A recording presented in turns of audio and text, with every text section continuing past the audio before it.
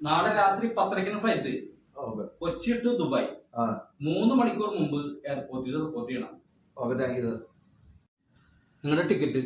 Okay, thank you sir.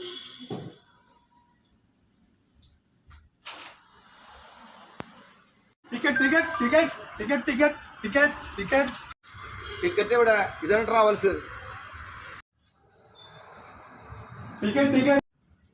വാലേട്ടാ ഇരിക്കി.